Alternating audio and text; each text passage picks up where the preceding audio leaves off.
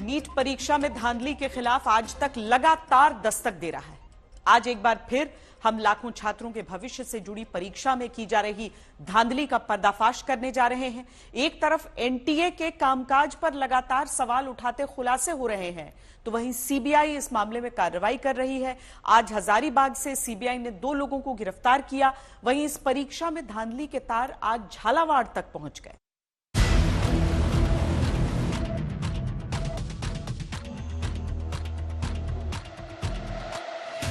NEET paper leak और धांधली का बिहार मॉड्यूल झारखंड, गुजरात, महाराष्ट्र की तरह राजस्थान में भी फैलता दिख रहा है। पटना, हजारीबाग, गोधरा, लातूर के सेंटर जांच के घेरे में है। हजारीबाग के ओएसिस स्कूल को पेपर लीक का एपिसेंटर कहा जा रहा है। शक है कि इसी सेंटर से बुकलेट बॉक्स के साथ छेड़छाड़ की गई। पेपर लीक मामले के तार राजस्थान के झालावाड़ से भी जुड़ गए। लेकिन सबसे पहले बात हजारीबाग के इस स्कूल की, जो शुरुआत से गंभीर सवालों के घेरे में है। जो बॉक्सेस एनटीए से आता है वो 7 लेयर्स में कवर्ड होता है। सबसे पहले आप देखेंगे एक आयरन बॉक्स होता है, ऊपर से एक कूट का गत्ते का कवर होता है, उसके ऊपर में एक टेपिंग होती है जो एनटीए की होती है। तो हम लोग जब जांचने के लिए जाते हैं तो उस गत्ते को जांचते हैं, उस टेपिंग को जांचते हैं कि कहीं कोई गड़बड़ नहीं है। तो गत्ते में और उस टेपिंग में कहीं कोई गड़बड़ नहीं पाया गया था। ये मैंने जांच किया था, बैंक मैनेजर ने जांच किया था। इसीलिए मामला अपने हाथ में लेने के बाद बुधवार को सबसे पहले सीबीआई ने ओएसिस स्कूल के प्रिंसिपल को हिरासत में लिया और फिर लंबी पूछताछ के बाद 2 दिनों के भीतर गिरफ्तार कर लिया। एहसानुल हक ओएसिस स्कूल का प्रिंसिपल होने के साथ साथ हजारीबाग में नीट का जिला समन्वयक था। इसके अलावा सीबीआई ने ओएसिस स्कूल के वाइस प्रिंसिपल इम्तियाज आलम को भी गिरफ्तार कर लिया। सीबीआई को अपनी 2000 पन्नों की रिपोर्ट में बिहार की आर्थिक अपराध इकाई ने स्कूल के प्रिंसिपल एहसानुल हक, स्कूल के अधीक्षक, स्कूल में एनटीए के ऑब्जर्वर और ब्लू डार्ट कुरियर सर्विस के स्टाफ पर शक जताया था। सीबीआई हर एंगल को एक्सप्लोर कर रहा है, किसी भी पॉसिबिलिटी को रूल आउट करके नहीं चल रही है। सीबीआई हर तरह से खंगाला जा रहा है कि कहां जो है मिसिंग कड़ी हो सकती है। कड़ियों को जोड़ने का लगातार प्रयास किया जा रहा है। सीसीएल का ये ट्रांजिट कैंप यानी चरही गेस्ट हाउस जो है, इसमें लगातार पूछताछ की जा रही है। मंगलवार के देर शाम को सीबीआई की टीम पहुंची थी। अब शुक्रवार है और लगातार इन्वेस्टिगेशन जारी है। मंगलवार को सीबीआई की टीम लगातार ओएसिस स्कूल के प्रिंसिपल एहसानुल हक से पूछताछ करती रही, जिसमें उसका परिवार भी शामिल है। सीबीआई इस पूरे मामले के सिरों को जोड़ने में जुटी है। वो जानना चाहती है कि क्या वाकई में पेपर कुरियर कंपनी के दफ्तर से सीधे बैंक आया या फिर ई रिक्शा कहीं और होकर आया। एनटीए कोऑर्डिनेटर थे तो उनके अंडर में और भी सेंटर्स आते थे एहसानुल हक के अंडर में, तो वहां तो कहीं गड़बड़ी की पॉसिबिलिटी नहीं है। इसको भी खंगाला जा रहा है। इसके अलावा जो स्टेक होल्डर्स हैं उनके भी कॉम्प्लिसिटी को खंगाला जा रहा है, चाहे बैंक हो या इसके अलावा अगर हम बात कर ले जो ई रिक्शा चालक है या फिर मोबाइल या कुरियर की जो ऑफिस है, तो वहां से कितना वक्त लगा होगा बैंक के चेस्ट तक जाने में, बैंक से स्कूल तक पहुंचने में कितना वक्त लगता है और कौन सा वो रास्ता है, वो तमाम रास्तों को भी खंगाला जा रहा है। अब सीबीआई को एफएसएल रिपोर्ट का इंतजार है, जिसके आधार पर जांच को आगे बढ़ाया जाएगा। इधर नीट पेपर लीक मामले में राजस्थान के झालावाड़ का ये स्कूल भी शक के घेरे में है,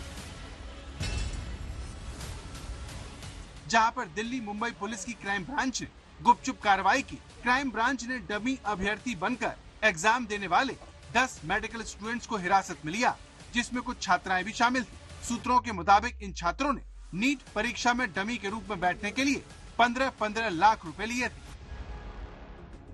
झालावाड़ मेडिकल कॉलेज के डीन डॉक्टर सुभाष जैन भी मानते हैं कि कुछ दिनों पहले दिल्ली मुंबई क्राइम ब्रांच की टीम जांच के लिए आई थी।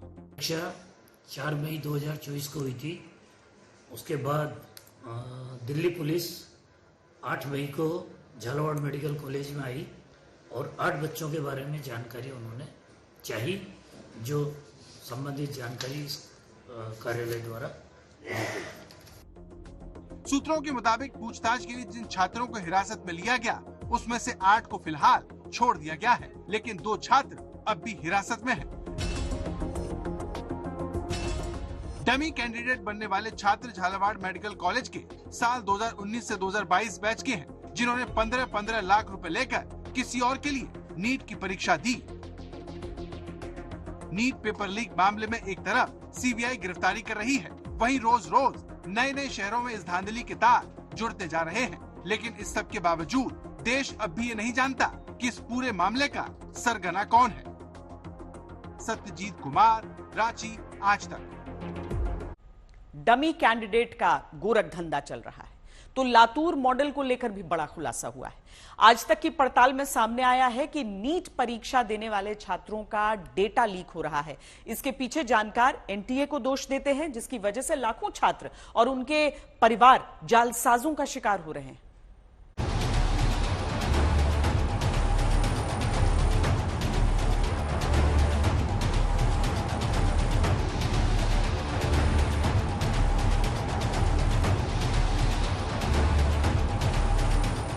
लातूर नीट धांधली मामले का बिहार कनेक्शन सामने आया है। पहले भी महाराष्ट्र के कई छात्रों ने बिहार में पेपर देकर हासिल किए अच्छे नंबर और रैंक। आरोपी संजय जाधव के फोन से मिले छात्रों के एडमिट कार्ड से पता चला कि छात्रों ने सेंटर के लिए पटना को चुना था। ये वही छात्र हैं जिनके माता पिता ने नीट परीक्षा में अंक बढ़ाने के लिए संजय जाधव और जलील पठान को भुगतान किया था। यानी इन लोगों ने जानबूझकर अपने राज्य से हजारों किलोमीटर दूर बिहार और अन्य राज्यों में परीक्षा केंद्र चुने ताकि अच्छे अंक हासिल किए जा सके। आज तक की पड़ताल में पता चला कि लातूर में ऐसा पहली बार नहीं हो रहा, बल्कि 2 साल पहले भी ऐसा हो चुका है। लातूर के राजश्री साहू महाराज कॉलेज के दिलीप देशमुख ने हमें इस बारे में कई चौंकाने वाली बात बताई। हमने इन्वेस्टिगेशन में पाया कि ये सब जो बच्चे थे वो नीट दिए हुए थे। उन्होंने 22 में भी एग्जाम दी थी और 22 में जब उन्होंने एग्जाम दी थी वो बहुत ही कम मार्क्स आए थे, बहुत ही लो। यानी कि कोई बच्चों का तो एआईआर रैंक 10 लाख के ऊपर था, 8 लाख, 10 लाख, 15 लाख, इस तरह से उनके 100-150 मार्क्स रहे। हाँ, 100-150 मार्क्स रहे होंगे। और जब उन्होंने दूसरी बार एग्जाम दी और वो बाहर जाके दिए तो उनके जो यह रैंक जो आया है ना, वो 1,500 के बीच में आया है, ऑल इंडिया रैंक। तो नीट परीक्षा का लातूर मॉडल सीधा है, जिसमें छात्र महाराष्ट्र में फॉर्म भरते हैं, लेकिन बिहार और अन्य राज्यों में केंद्र का विकल्प चुनते हैं। इन सभी छात्रों में एक बात समान थी और वो ये कि सभी नीट की दोबारा परीक्षा दे रहे थे। गौर करने वाली बात यह है कि साल 2022 नीट परीक्षा में लगभग 150 अंक हासिल करने वाले ये छात्र बाहर सेंटर चुनने के बाद 2023 में 650 से अधिक अंक पाने में कामयाब रहे, जिससे इन्हें टॉप के कॉलेज में दाखिला मिल गया। दिलीप देशमुख दावा करते हैं कि इस रैकेट के बारे में एनटीए को उन्होंने सचेत भी किया, लेकिन कोई कार्रवाई नहीं हुई। ये जो शक था, हमने संदेह था हमको, तो वो हमने एनटीए को बताया था और रिक्वेस्ट की थी कि आप उनके जो एड्रेस है वो क्रॉस चेक कीजिए और अगर जिसका स्कूल की शिक्षा राज्य में हुई है तो उनको उसी राज्य में सेंटर दीजिए, जो कि ये हमको लग रहा है कि गलत हो रहा है। चिंता की बात यह है कि सारा गोरख धंधा छिपाकर नहीं किया जाता। छात्रों के परिजनों को पैसे के बदले में अच्छे नंबर की गारंटी दी जाती है।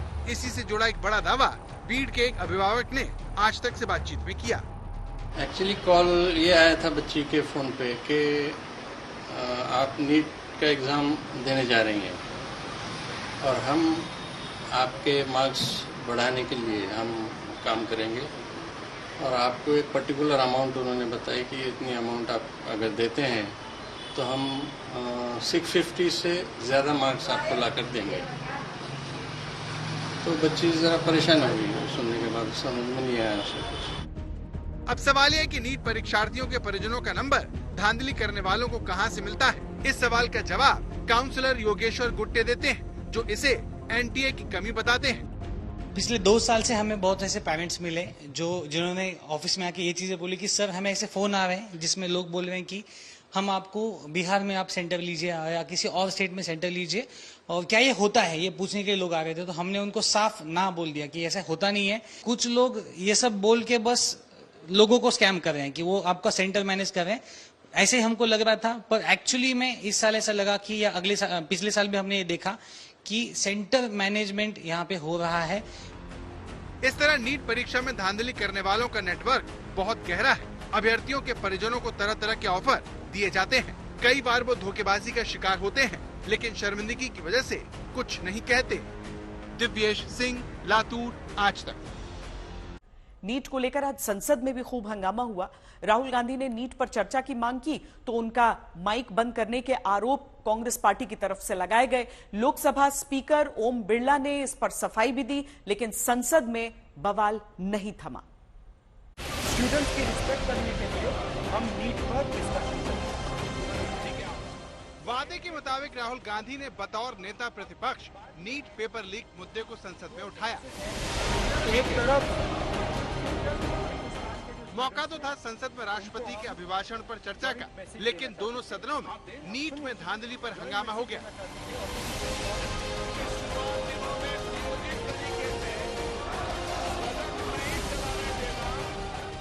सदन की कार्यवाही शुरू हुई तो लोकसभा में राहुल गांधी ने स्पीकर से स्थगन प्रस्ताव स्वीकार करने की अपील की और नीट पर चर्चा की मांग की, लेकिन चर्चा शुरू हो पाती उससे पहले ही राहुल गांधी का माइक बंद होने पर लोकसभा स्पीकर ओम बिरला और राहुल गांधी के बीच बहस हो गई।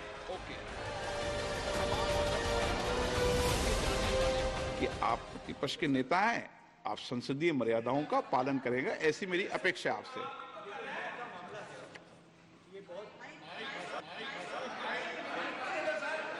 माइक में बंद नहीं करता हूं, पूर्व में भी आपको व्यवस्था दी थी, यहाँ कोई बटन नहीं होता।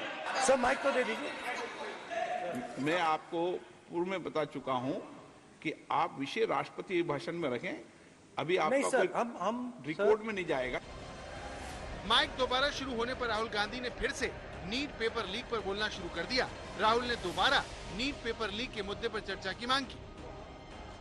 हिंदुस्तान के जो स्टूडेंट्स हैं उनको हम जॉइंट मैसेज देना चाहते थे। हाँ दें, आप सुनिए जॉइंट मैसेज देना चाहते थे ऑपोजिशन और सरकार के साइड से कि इस मुद्दे को हम जरूरी मानते हैं और इसीलिए हमने सोचा था कि आज स्टूडेंट्स की रिस्पेक्ट करने के लिए हम नीट पर डिस्कशन करें। लेकिन बोलते बोलते राहुल की आवाज फिर से चली गई, माइक फिर से म्यूट हो गया और फिर हंगामा हुआ तो स्पीकर ओम बिरला ने फिर से हिदायत दी। माननीय सदस्यगण, आपको पर्याप्त समय, पर्याप्त अवसर, आप पूरा समय राष्ट्रपति अभिभाषण पर हर विषय में बोल सकते हैं। 2 मिनट नहीं, मैं आपको पूरा समय दूंगा। 2 मिनट का विषय नहीं है, आप पूरा मेंशन करो, पूरा विषय रखो, मुझे कोई आपत्ति नहीं। ओम बिरला ने विपक्ष के सांसदों को बताया कि राष्ट्रपति अभिभाषण के बीच कभी स्थगन प्रस्ताव नहीं लिया जाता और ये कहते हुए लोकसभा स्पीकर संसद की कार्यवाही को स्थगित कर देते हैं। आप सब वरिष्ठ सदस्य हैं, राष्ट्रपति अभिभाषण के बीच में कभी स्थगन प्रस्तावों को नहीं लिया जाता। सदन की कार्रवाई आज 12 बजे तक के लिए स्थगित की जाती है। स्पीकर के समझाने के बावजूद सत्ता पक्ष और विपक्ष में खूब बार पलटवार हुए। कांग्रेस सीधे सीधे सरकार पर जनता के मुद्दों से भागने का आरोप लगाती है। दिल्ली से मौसमी सिंह के साथ आज तक ब्यूरो।